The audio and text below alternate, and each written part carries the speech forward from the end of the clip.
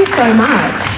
I will say, I think that was taken straight off the website. That's probably the longest introduction I've ever had. Yeah, unfortunately, that's all we have time for tonight. So, can we please thank Lucinda for being here, though, because they obviously give you a bit of a choice when you do these things of who you'd love to talk to, and I was lucky enough to, well, should we talk about how we met? Yes. So I came onto Wil's show, Question Everything, on its first season in 2021, and I came on as an intern.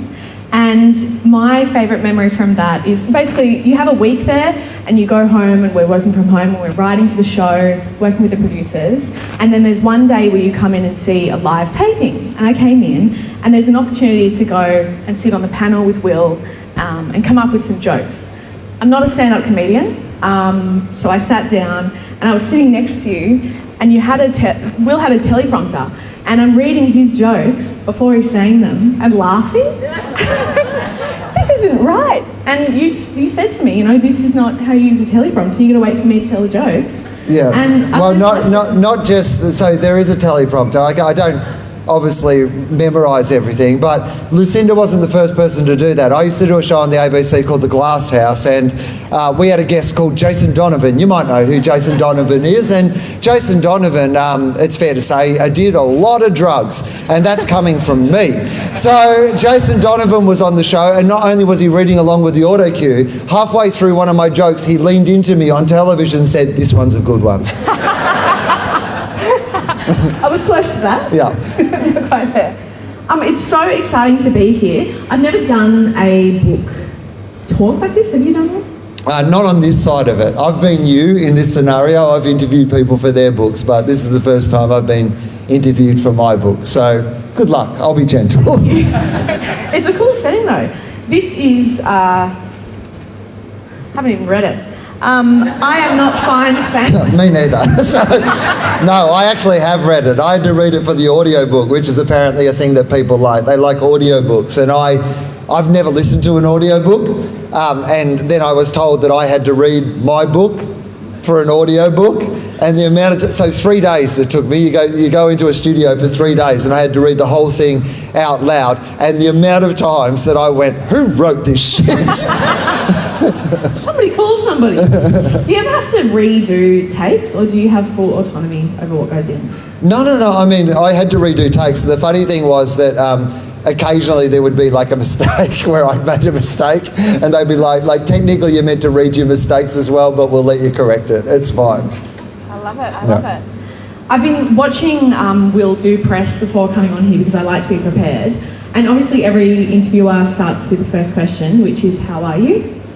Yeah, that is one of the issues with writing a book called I Am Not Fine, Thanks. Now, for the record, I did not come up with the name of the book. Normally when I'm naming my stand-up shows, they all just have Wil in the title, and the reason is that they asked for my title now. So this morning, literally today, I signed off on the poster and the title for next year's tour. But I haven't started writing next year's tour yet, haven't even imagined what that show's going to be. So you just give them a name, they come up with the poster, and then at some stage I'll write the show. But for this book, it was actually the opposite for that. I handed the manuscript to the publishers and I said, I don't know what it's called, what do you think it's called? And it was alarmingly quick how quickly they came back and said, it's called I'm Not Fine, Thanks. And I was like, oh shit, am I okay? But I am okay. I think I'm okay. It's about my frustrations with the world more than me not being okay, I think. Yeah, right. I'm glad. Thank you. And has everybody here, is it out yet? Yeah. It's out yet. I was told, am I allowed to say, anyway, my publisher told me backstage that not only is it out, but it's already a bestseller, I believe. Amazing. Which is nice. Somewhere it's a bestseller. So my housemate was at the airport the other day, and she said she saw it in the top 25 things. So yeah. There you go. Who here has read it yet? Anyone? No. There's a couple of people. People who are employed who bought it. The people who've read it are the people who bought it up the back. Well, most of the other people here have come here to get a copy, right? A signed copy. Is that right? Can we get a woo? That's part of today. Woo. Yeah. But you two read it. I'll have to bring the mic over to you when we're doing question time and ask you what you thought of it. Listen to the audio. Oh, you've listened to the audiobook. Oh, okay. It was good? Okay. You didn't say that with ringing endorsements, but I appreciate that. Thank you. Yeah. Totally. That's what I want to talk to you about, because I've read quite a few comedian biographies, memoirs, comedy books over my time. But I've never read one that actually felt like reading jokes the whole way through with through lines.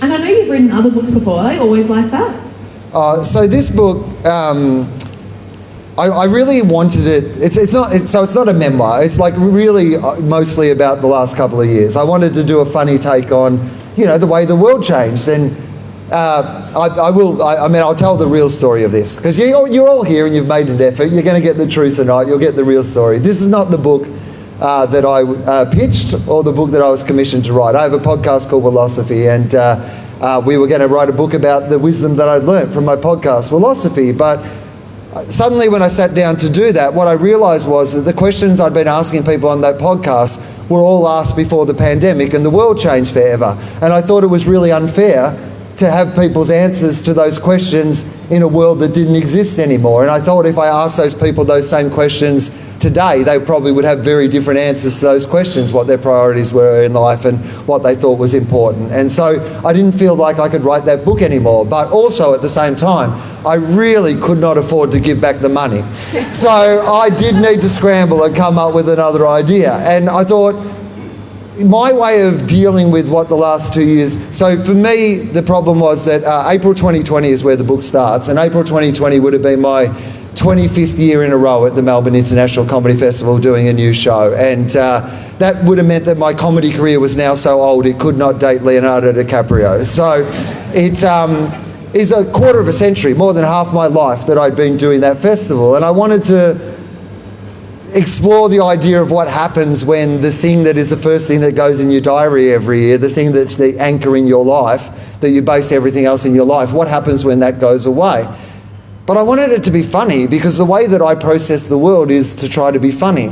And as you said, sometimes comedians' books aren't funny. And I always think as a comedian, that's what I want from a comedian. I want them to be funny, and I want their take on the world to be funny. And so I thought, a normal stand-up show is about 7,000 words, 8,000 words if you write a show, and the book's about 70,000 words. So I wanted to know what would happen if I just wrote like a 10-hour stand-up show, basically. That's what the book is, and I tried to think of it as if it's a 10-hour stand-up show, and it tells a little bit of the story of getting back to do the show Logical that I did this year, and some of the material that's actually in the book. I tell the story of going back to the festival, and some of the material in the book, you can actually see where that material came from as I tell the stories of getting back there. And that's what I wanted it to be. I wanted it something that you could read and hopefully laugh. I had someone on the radio today saying, I read it and I cried heaps. And I was like, that wasn't really what I was going for. I was hoping it would be funny, but I hope it is funny, yeah. It is, yeah. I can't help but think, I haven't seen your last stand-up that you've done since post-COVID. Was a lot of that about COVID as well? It was so there's a central story to this, which is that at the start of the global pandemic, I moved to the anti-vax capital of Australia, which is an interesting time to move to the anti-vax capital of Australia at the start of a global pandemic. And as I point out both in the book and the show, I'm a white middle-aged Australian man. I've never been a minority before. And I did not like it, did not care for it. Don't know how the rest of you have put up with it for so long. But I wanted to explore that idea of moving to a new community and separating people from how you can love a person but not necessarily love their ideas. And that's what I wanted to explore, the idea that good people can have bad ideas, and the idea that sometimes bad people can have good ideas. And that one is probably even more confronting to us sometimes, because it's hard to hear a good idea from somebody that we don't like. But when you're in a community and you like the people but you don't necessarily agree with the way that they see the world, particularly in a time when the stakes have never been higher, how do you reconcile that? And the book, I think, hopefully wrestles with that idea. Do you feel like you've always been capable of separating a person from their ideas that you maybe don't agree with? No. And I'm not sure that I am still capable of that. Like, occasionally Joe Hildebrand, I imagine, says things that make sense, but I cannot see it. I kind of like him. Yeah, well, you're wrong. So, Joe Hildebrand looks like what syphilis would look like if it got syphilis. That's what... Too much. So, that's not in the book, but it's going out on the live stream. I said it, and I'm willing to stick by it. Joe's crying somewhere, for yeah. sure. No, you probably love it. Yeah. One of my favourite little portions of the book that I want to read out. We spoke about this before you came on. You said you're not keen to read anything out of your book, and I think that's totally fair enough. So I'll try and do one. Oh, you're going to read? Yeah. Oh, good. I should have got you to read my audiobook. That would have been... I know, it just changes halfway through to this voice. So this is in a chapter. See, this is the thing when you're doing these book things. Well, it's my first one ever, but you don't know how much you want to actually speak about the book, so I don't want to spoil anything. But it's very rich, so I don't think I could spoil anything by reading out a page, but I'll try. So this is a chapter about when you're seeing some firefighters at an airport and you have an inspiration to go and buy them some lollies because of all the hard work that they've done for Australia during the bushfires. The nearest snack shop was at the other end of the terminal, but they hadn't started boarding yet, so I had some time, just talking to the firefighters. I found the place and went in and bought $300 worth of assorted chocolates and lollies. It was so much fun. I felt like Willy Wonka's chocolate factory without all the weird child murder. I don't think anyone had ever bought that many snacks in that shop at one time because the woman working behind the counter was staring at me with a look that seemed to ask, "How long is your flight? Are you just going to eat all these and run interstate?" Or, I guess we know who just had to swallow their stash to get through security. Can I fact check? Yep, you can. I had not swallowed my stash. I'm legally allowed to travel with my stash now as I explore in a different chapter of the book. But this is a true story. This is exactly what happened. And I want to ask about that after. Yeah. You might think it would be easy to buy $300 worth of sweets, but you don't live inside my head. Suddenly I realised that there were some choices that didn't seem very appropriate to give to a volunteer firefighter. Redskins, caramello koalas, and snakes all seemed in bad taste. Fantails are no good because the firefighters won't have time to read the trivia. And the first Snickers bar I found had the labels Sleepy, Grouchy and Princess. No, thank you. I eventually settled on Lifesavers and Minties. It's moments like these that you need Minties. I also bought lots of M&Ms because they melt in your mouth, not in your pocket while you're fighting fires. There were protein balls there, but I refused to get them because they're not a present. That's true. Can we have a clap? Yeah. So I guess the prevailing theme of it is all of these like natural disasters, climate change, COVID. I haven't read to the end of the book, I must admit. I've been reading it. It's there, here and there. Do you still feel hopeful? I mean, that's a big question to ask, but... No, yeah, I mean, you can ask. I mean, I think by nature I'm a hopeful person. I think that people who are most frustrated about the world tend to be those who also have the most hope for the world. That's where your frustration comes from often, isn't it? The idea that, you know, as human beings we are capable of such amazing things, and so then when we don't achieve those amazing things, sometimes that's, I think, the source of my frustration. And the book deals with that a lot. I mean, that story is about, it starts with the idea that, because remember Scott Morrison was, do you remember him? He was Prime Minister for a bit, did a real great job. The country was on fire and he flew to Hawaii, do you remember this? And he said afterwards, he said, in retrospect, I wouldn't have left the country while the country was on fire. He didn't really need retrospect, by the way. The country was on fire when he left. All he needed to do was look out the window and he would have seen the smoke and thought, I'm in charge of that place, probably should turn around the plane. And then he got to Hawaii and he said, oh, I'll come back as soon as I can get a flight. Mate, you're the Prime Minister of the country. They will put you on any plane. They will let you fly in the cockpit. It's named after you. So, he came back to Australia and he was shaking hands with the firefighters. Do you remember that? And he said to one of the firefighters, he said, he asked them and they said they were hungry. And that was what really, when I saw the volunteer firefighters at the airport, I was really reminded of that moment. Because what a lot of the book is about is that often we're let down by those people in power, yet it's the people on the ground, the volunteers, the community that are doing the hard work. And so I try to tell the story of these volunteer firefighters that I saw in the airport and how I wanted to reward them. And the way that I wanted to reward them was to get them food, to feed them in the way that the Prime Minister hadn't. That was where it came from. And that's the story of the book. So much of the book is about, it finishes with a story about me trying to get back to the Melbourne International Comedy Festival. And the Melbourne International Comedy Festival, I didn't get back for an extra week because of the Northern Rivers floods.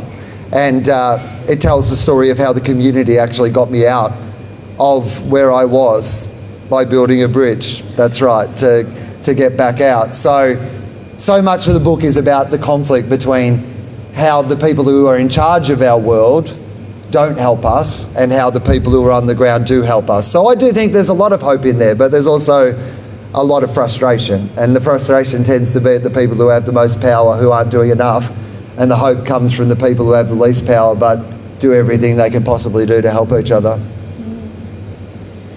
The community part is particularly interesting because you live near Mullumbimby, that's right.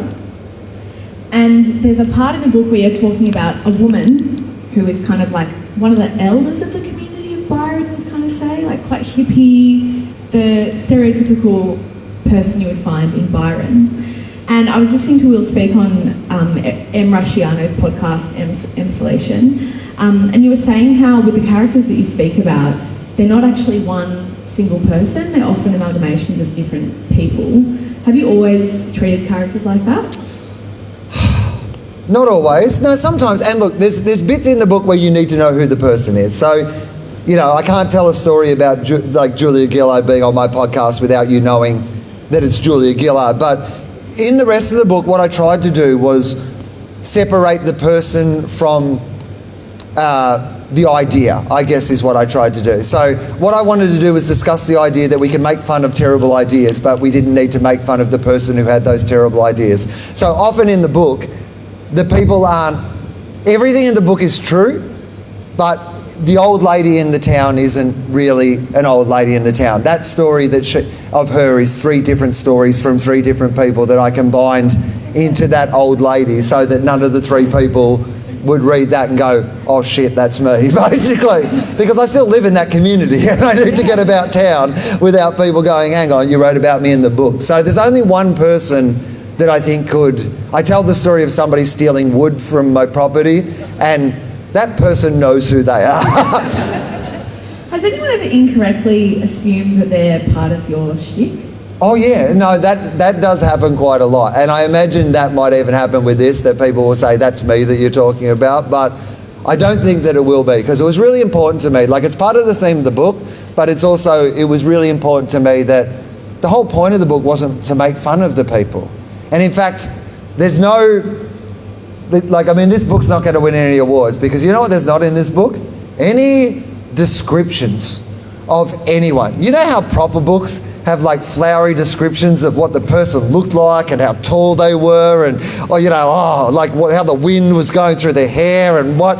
When I was a kid, they were my least favourite bits of any book. I was just like, tell me he's a wizard, I get it. I'll imagine the rest. You don't need to describe the wizard. That's just boring. Get to the interesting bits. And so in this book, I really wanted to do that as well. Hopefully that I constantly am like, get to the interesting bits. So I tried not to get bogged down in, identifying people. But I imagine there will be some people who think they can see themselves in the book. Yeah.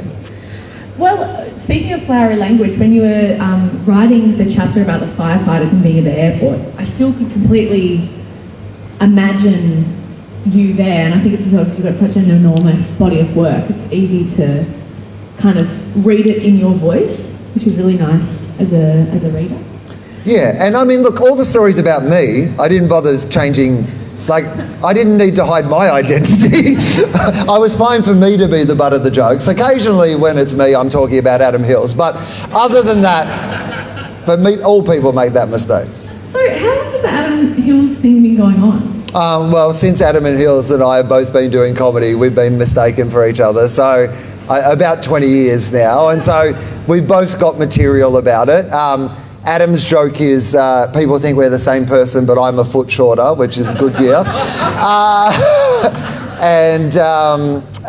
once was on a plane. This is a true story. I was once on a plane and I had a headache, and I asked the person, the flight attendant, for a headache tablet, and they said that they weren't allowed to give out like a headache tablet, but she said, if you want, give me your hand and I'll give you like a pressure point massage, to get rid of your headache. And so she gave me this pressure point massage and it got rid of my headache. And just as she was about to go, this is an absolutely true story, she leaned in and whispered in my ear, if you were Adam Hills, I would have given you extras. True story. So, yeah. Oh my! How did he react to that story? Did you tell him? Yeah, I think he's just flying constantly. I think that's why he moved overseas, just for the flights in the hope. Oh my God. Who did the cover art? James Fosdyke. So James Fosdyke is an artist I've been working with on my podcast and on my show tour posters for over a decade now. I think it's probably got to be 10 or 12 years that James and I have been working with each other, and it's an incredible piece of art. He does all the art for all the things that I do, and he's just one of the most brilliant artists of all time. He's from Adelaide, and I originally met him. He just sent in unsolicited. He was listening to the podcast one day, and he sent in a little bit of fan art that he'd done in the podcast, and I loved it so much that I asked him if he would like to design a poster for a show that I was doing, and he started designing posters, and he's done. I mean, I can see over there you've got one of our T-shirts on that he designed that, but he does all. You can go to tofop.com. There's like 600 pieces of art that he's done for the podcast and stuff. But my favourite thing about the cover of the book, it's obviously my head opening up, and what he's done is he's put little in-jokes so basically if you keep looking at the front cover, there's a whole bunch of things that are in the book that are all designed in the front cover. It's absolutely amazing. But also my favourite thing, there is a snake that winds around the top of my head, and I took that story out in the very last edit. Like, when they say, like, is there anything else that you want to edit out? I took that story out, and I said to James, I've taken the story about the snake out, and he goes, it's fucking staying in the picture. So he said, I'm not taking it out. He said, it's an analogy or a metaphor now. I believe it. Yeah. What was the story about? So I did have a little bit of... So I had a snake that... I found a sick snake in the pool. So there was a snake dying in the pool. So I told the story of trying to save this snake's life, basically, was the story. But at the last moment, I was like, I don't know if that's my... It's funny writing a book. Like, it's... I had a really wonderful editor, Malcolm, who was just incredible. He gave me some great advice, because I've never written a proper book before, and I'm not sure this is a proper book, but at least this is closer to a proper book. And he had really great ideas about what the structure should be, and he suggested what it should end with, which was a different thing than what I thought it was going to end with, and I think his suggestion was a much better suggestion. And he said, I think it's almost, he said, he sent me an email towards the end, and he goes, I think it's almost perfect. He said, I think you just have to lose about 2% more of the book, and it'll be, and I said, what 2%? And he said, I don't know. And I said, all right, I'm going to have a guess. I'm going to take out the snake story. And he goes, oh shit, I like that one. so maybe I got that wrong. But for me, that was the bit that didn't quite fit. I hope that with the book, I really do hope that, I know it sounds ridiculous to say this, but I hope that even if on your first read things don't seem like they're connected, I feel like every single thing in the book is connected. And I think the reason I took the snake thing out in the end wasn't because it wasn't funny. I think it was just, it was the one bit that didn't feel like it was connected to the rest of the story for me. I mean, it's a lot more words in a stand-up routine, but what do you find more enjoyable? I mean, I wrote them the exact same way. So there was absolutely no difference, really, in the way that I wrote. I liked doing a longer show. There's a part of me that... there's part of me that would love to do it as a show. There's part of me that would actually love the idea that I could do... I don't think it'd take 10 hours. I think, the audiobook, I don't know how long the audiobook is, but... 6 hours. 6 hours. Yeah, right. So I reckon I could get it done in 6 hours. So, and the audiobook is kind of like that. Look, you'd hope there'd be some laughter that would pad out to maybe, 7 or 8 hours. So I would like to think by the time that I had some pauses for laughter. But, I almost like to do it as a show, because it's conceived as... it was just I guess the stand-up equivalent of writing an epic or an opera or something, I guess, yeah. You ever diversion here, but I want to know personally. Yeah. You said that the man who designed the cover art, can you remind me of his name? James Fosdo. James. People like James would send in unsolicited fan art and different stuff to your podcast or one of your many podcasts. What's the weirdest thing that someone sent you? I mean... Or like, give us a list of things. Yeah. I mean, these days they mostly don't get to me for that reason. People have sent me a lot of weird things. I did a routine many years ago, and this was my own fault, but it was about... So I have osteoarthritis in my hips, which I talk a little bit about in the book, and I talked about going to see an expert who basically was giving me tips on, you know, how I could deal with my osteoarthritis, and one of them was like sexual tips, like ways that your hips could not hurt when you were doing sexual things, and another one was how you could use like household tongs to you know, pick things up, and you know, anyway, there was a period of time where people would send me tongs a lot of tongs, and like sometimes combine the sexual thought with the tongs. Like you'd have people sort of like send you tongs in a very, like, it's very weird to get suggestive tongs, but I would often get suggestive tongs, which was basically like being flirted with, like, by either a chef or a Dalek, you know, that's what it felt like. So yeah, we do use them to pick up sausages, so yeah. Sure. Yes, we're going to do question time very shortly, but I want to ask you one more question. sure.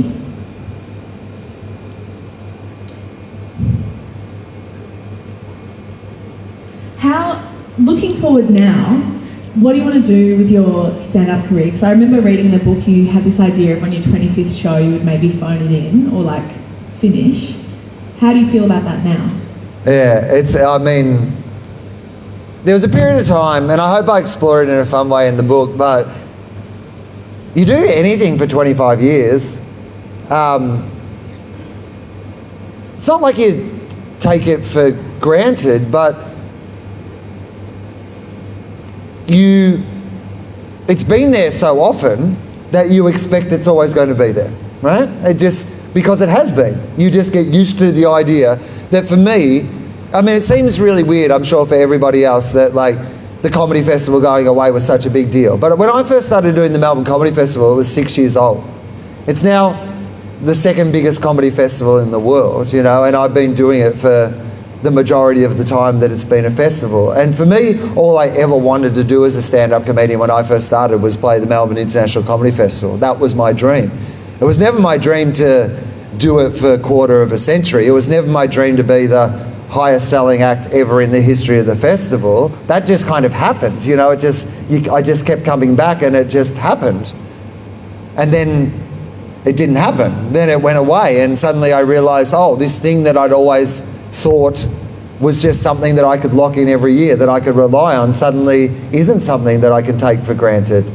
And so now every time that I go back out on stage, there's that feeling that I tell the story in the book about not doing a gig for exactly 365 days.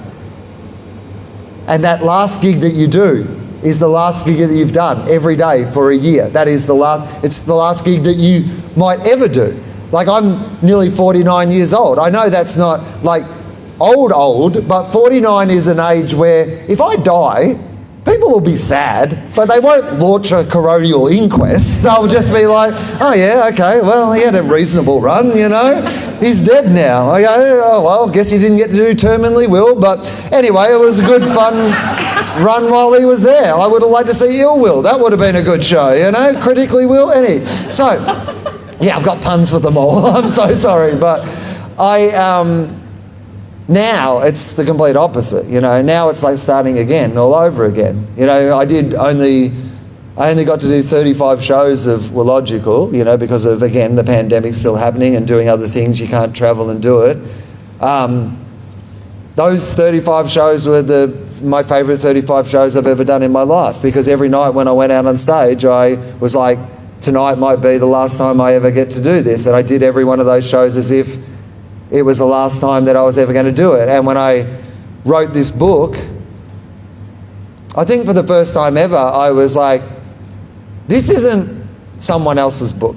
For good or for ill, this is really Oh, for good or for Wil, that would work. For good or for ill, this is my book. You know what I mean? It's in my voice, and it's written the way that I wanted to write it, and I hope that when people read it, they'll get a real sense of who I am and what I care about. And I think that every time I go on stage, every time I make something now, every time I write something from now on, I just want it to be 100%, this is who I am and this is what I want to say, and people can take and leave it, or they can like it or not like it. But I think, you know, that I'll never again take any of it for granted. Like, you know, there probably would have been a point in my life, you know, like we filmed the TV show last night. I've been doing press for that all day today. There probably would have been a point in my life where you're like, oh shit, I've got to go across town and, you know, plug the book and do this. And I walked in tonight and all I could think was, isn't it amazing that like all these people have come out of their house and they've come out to buy the book and sit around to listen to us talk, and I get to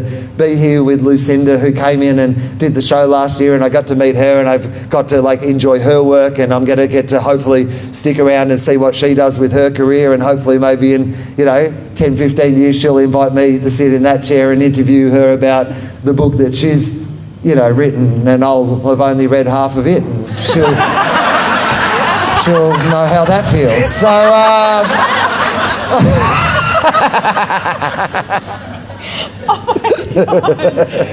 This is what the book feels like. Like it somehow comes right around and bites you in the arse. I think it's time to ask some audience questions. I've been thinking, we've got a man over here. Oh, here's one. This man's got a microphone. No, over the back. Oh. Oh. Could you hear that? Sorry, I couldn't hear that. Somehow, I think what happens is, oh yeah, when you turn that on, this turns off. Have you noticed that? Yeah. I love it. Hang on. I'll turn that off. Did you move to get better access to weed? Did I move to Mullumbimby to get better? Did I move to Mullumbimby? Did I move to Mullumbimby to get better access to weed? There we go. Good. Got it out. That was the question. Yes? So I am now on the government medicinal cannabis program. I tell this story in the book that when I was talking to the guy at the other end of the line, he actually said to me, true story, he said, you are the first person from the Northern Rivers of New South Wales we've ever accepted into the government medicinal cannabis program. And I said, sir, that is counterintuitive to what I know about the community I've found myself in. And he said the funniest thing a government official has ever said to me, because this is what he said. He goes, mate, I reckon they might be sorted. Too real. Sir, what was your question? We'll get the microphone. Yeah, I can hear. I'll be able to hear. I've got a big voice, so you'll be able to hear me. Over the pandemic, I sort of lost friends because I'm fully vaccinated and other people were non-vaccinated. And I said to one person, ivermectin, you don't have to take livestock medication to achieve herd immunity. I think she never talked to me again, and I tried to ring her. You lost friends over the pandemic and that stuff. Yeah, okay. Have I lost friends over the pandemic is the question over some of these things. It's a really good question. And so in the community that I lived in, a lot of the people that I am friends with are anti-vaxxers, and I've had, I think 4 so far. I've had them all, and I'd love another one as soon as they let me have another one. I believe in science and the scientific method, and you know the best way to get back out is to protect ourselves, but also to protect each other. And it was really hard at that moment because I didn't just lose friends to the argument, but I lost an actual friend who was an anti-vaxxer who died from COVID because he hadn't had the vaccine. And so, yeah, I did lose people. And so what I've tried to do is talk about this in the book, is that we're all going to have to, because what's happened obviously with rabbit holes and conspiracies, in times of great panic and in times of great uncertainty, people look for answers. It's always happened throughout history. It used to be religions, and now that it's less religions, it's wellness and self-help and, conspiracy theories. People look for answers, and, anyone who promises you simple answers is trying to sell you something. That's the sad truth. And the internet algorithm I speak about a lot is that it's against us. You know, people get fooled into these things because they don't realise that there are, you know, massive things working against them that are feeding them bad information. And so sometimes good people can end up believing very bad things. I have a very good friend who wrote to the Vatican during the pandemic to ask for his umbilical cord back because he had been convinced that the Vatican keeps all our umbilical cords and our original birth certificates, and you can write and they will return them to you. He's still waiting for it to be returned, but he did write the letter. But I speak a lot in the book about the idea that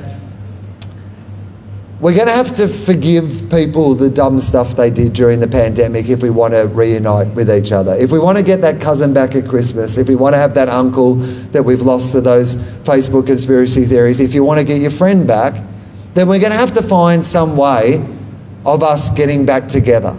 Because if we push them away, then what ends up happening is that they end up hanging out with other bad people with bad ideas. And that's when you start to see yoga and wellness instructors marching alongside neo-Nazis at these freedom rallies. If we don't invite them back into our society and we just say, you're idiots now and you're over there, then we lose good people to really bad ideas and bad communities, because they will find a community because people need communities. So I propose the idea, comedically I guess, but that we need a COVID bad decisions amnesty. And when the pandemic is over, we all get to hand back in 2 bad decisions we made during the COVID time. And some, you know, my friend can be like, I wrote to the Vatican asking for my umbilical cord back, never bring that up again. And I'll be like, that's fair enough. I told people to watch Tiger King. We both made... I told people it was good. I'm sorry. We both did crazy stuff. We did not know what we were doing. So, yeah, I do think that we've got to, like... There's going to have to be a point where we're going to have to try to heal so that we can get our friends back. And I think it is important that we get our friends back, because if we leave them out in these rabbit holes, then we're going to lose them forever. And I just can't see that's good for a society where things are so fractured. Even Scott Morrison? Yeah, I'll forgive him 2 dumb things he did during COVID, which means there's still a lot of dumb things. He's still got like 4 extra ministries at that point, so it's fine. You're going to use my mic, yep. Okay. Sort of like a group of South Africa's reconciliation commission that they had. Same but different. Yeah, I agree with you. So you mentioned the Reconciliation Commission they had in South Africa. Like, I do think that post this, there's going to be a reckoning that we're all going to have, and that no one got it right. Right? We all did dumb stuff. Politicians got it wrong, medical experts got it wrong, people who were arguing against those people got it wrong. And part of that is just a misunderstanding of what science is and the scientific method, because science isn't this thing that is handed down as a set of answers that are always right. It is a method of working out what the best answer is. So sometimes you get it wrong before you get it right. I'm more suspicious of people who are telling you that they've already got it right, and that's I think is more the issue. So I hope I explore that in a fun and funny way, but that is part of what the book is about. Yeah. Is there anyone else over here? I'm going to be greedy and just ask 3 quick questions. 3 quick questions. 3 quick questions. What is your writing process? Like, how do you write? Like, what sort of environment do you have to be in to get into the process of writing? 2, who are your heroes today? And 3, how do you be funny in a world where you have to be careful about what you say and how things are compared to how it used to be when you started as a comedian? I'm going to answer them in reverse order, if that's okay. I don't worry too much about the world changing. And to be honest, I don't even feel like it has so much. I feel like that is a misconception. I feel like so often the people who complain about you can't say anything anymore are really just complaining that they want to say racist or homophobic things, and they're not really things that I want to say. Are there things that I said in the past that I would not say now? Absolutely. But comedy changes, and I think part of the most interesting thing about comedy is adapting to those changes. working out that there was, why am I different to the person who thought it was okay to make that joke? I made it. I was a different person then. Hopefully I'm a different person now, and you get to see the journey to me being that different person. I don't want to be able to go back and and it doesn't even mean, and I think that we do need to be careful about judging comedy with a time machine. I do think we sometimes go back to something and go, hey, they said this thing 30 years ago, that's not appropriate by today's standards, we should cancel them now. No, cancel them now if they still are telling that joke and think it's appropriate now, but you've got to judge comedy particularly is of the times and reflects the society in which we live, so it will be of the times. But I don't worry about that, and I also don't think that everything that I say is right. I like being challenged on things. I like when somebody says to me, I think that you've gone too far. Some of the growth that I've made as a comedian has come from people saying, hey, look at it from this perspective. Have you ever thought about it like that? And I've had things that I've changed. I used to have a routine. I was a chubby kid, and I'm going to tell the joke to tell you why I wouldn't tell the joke anymore, so please don't cancel me for retelling the joke. But Cameras. I had a joke about, that I was a chubby kid, and they were talking about, if I wanted to get kids to exercise, that I'd get rid of speed zones around schools. Right? That was the joke. I said, get them to 100, that'll get the little chubby fuckers moving. Right? That was the joke. And no, you're not allowed to laugh. You're cancelled. No, but the joke I thought was me making fun of me as a kid. Right? That's what I thought the joke was when I was making that joke. I didn't think I was making fun of, but someone said to me, they said, well, you're not a chubby kid anymore. And what if you were a chubby kid who's a fan of yours, and you hear that joke, how do you think they would feel? And I was like, you know what? That's actually a really good point, And I stopped doing the joke. I was like, yeah, no, right. I actually think that's a really good point that you've made. I won't make that joke anymore. I didn't think, no, that's jokes about me and that was my legitimate experience and I can still make that joke. If I had thought that and I thought the joke was worth justifying, then I would have also made that argument. But I like that times change. I think that's a good thing that times change, and I think it's good that we struggle with those ideas, and I think it makes us more creative to try to do that. So that's the first answer. Sorry, you said quick questions. I don't do quick answers.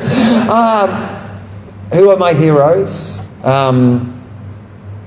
Too many to mention is honestly the real thing. My real heroes are the ordinary people every day who go out of their way to help each other. They are the true heroes, and I hope they're the heroes of the book.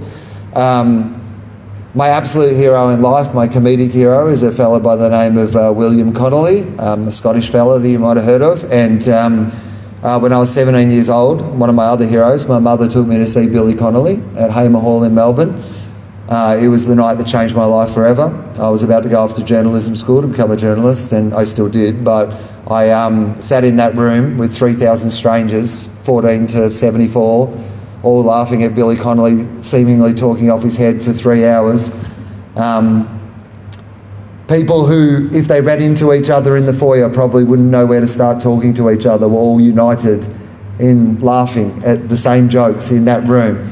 And I was a 17-year-old kid from a place that has 250 people, And I sat in that room that night and I thought, whatever this is, whatever's happening right now in this room, I've never felt anything like this before, and this is what I want to do with my life. It took me another 4 or 5 years to eventually have the courage to try it myself, but that was the night that my life changed forever. And every time Billy Connolly's name trended on Twitter, I have this fear in my heart of, is this the day that we're going to find out that he's no longer with us? And as a 48-year-old man, it's weird to think that a death of a celebrity, a person that you don't really know, I've been lucky enough to meet him a couple of times, but that I don't know, will affect me so much. But it will. I know it. I've been thinking about it and preparing myself for the day he's gone, because I know that everything I had was sparked by him in that room that night. But I know the real hero of that story is not Billy Connolly. The real hero of that story is Christine Anderson, who knew her son was going off to university to do something that he did not have a passion for, that his heart wasn't in, and bought those tickets. A lot of money for farmers, not good seats. We were right up the back, but she drove me 3.5 hours down there. and 3.5 hours home that night so that I could sit in that room and have my life changed forever. So that's who the real hero of that story is. And I was lucky enough when Billy came out for his final ever tour a few years ago that I was able to return the favour and take my mum to see Billy Connolly for the very last time in Australia in that exact same room where we got to see him the first time. And I will tell you, we had a lot better tickets. It turns out I could pull some strings. What was your first question, quickly, sorry? Just for your creative process. Great, how do I write? There is no one way. I've never been one of those people. Sometimes it comes out of my mouth on stage. Sometimes an idea pops into my head when I'm in the garden. Sometimes I sit down in front of a computer. Sometimes it's late at night. Sometimes it's a notebook. My phone's full of notes. There's no one way. And I'm not a person who writes at the same time every day or has any routine. It comes to me when it comes to me, and I don't really know how it all ends up, coming together. But the closest that I can say is that there's a quote from Michelangelo that he says that, the sculpture's already inside the piece of stone and you just need to know which bits to get rid of. And I think that I am good at knowing which bits to get rid of. And I still believe that the snake was the right bit to get rid of, regardless of the cover art. Yep. Yes, hello. You spoke about frustration being caused by hope. And so I was wondering, other than writing books about it, how do you deal with the frustration? And does it make you lose optimism? Does frustration make me lose optimism? How do I deal with the lack of hope? Yeah, I mean, I'm lucky in a way, obviously, that I have like a creative outlet that is where I do tend to channel that thing, because I'm not sure how I would deal with it otherwise. And I hope that I make it funny. I'm not a particularly smart person, and I'm not a particularly eloquent person, and I speak in half sentences, and I and I stutter and I and I don't have a particularly pleasing speaking voice, and but I think that I honestly believe that human beings are amazing. Like, I don't believe in any higher power. I believe that we are probably an accident in the corner of the universe, and that this might be the only one shot that we get at being a human race. And when I look around at who we are, people, like here tonight, like even just the people I've met already, like you see people's personalities, fully formed people. Like the fact that we're here doing this, do you know what I mean? Like, I love people. And so I think that overwhelms my frustration, like my hope comes from people, my frustration comes from groups, ideologies, the idea that we speak about non-binary so much in regard to sex and sexuality and gender, but the truth of it is that non-binary should be how we're looking at the world. Like when we look at things as being black or white, left or right, one thing or the other, simple answers to complex problems, that's when we get in trouble as a society. If we look at everyone as being flawed, as life as being incredibly complex, and nobody has any of the answers, we're all just trying our fucking best to get through, and we concentrate on that a little bit more, then I guess that's where my hope still comes from. Yeah, so. Wow, that's We've swapped mics now. Sorry, I really took over then, I apologise. That's what we needed. That's what everyone wanted. Well, thank you so much, Wil. As always, incredible. Thanks everyone for coming. Give another round of applause. Thank you, by the way. I really appreciate it. And I appreciate you coming out, and I appreciate you buying the book. You won't be able to read what I wrote in it, but it actually says, I appreciate you. And anyway, that's what the scribble in it says. And if you really need it personalised, then I'm happy to write your name up the top. But you write it in yourself, because if I write it, you're not going to be able to understand my writing. I love it. Thanks, Wil. Thank you. And thanks to Lucinda for doing such a great job. Can we give her a massive round of applause? She's going to go at the back now and read the rest of the book. And thanks also for all the wonderful questions.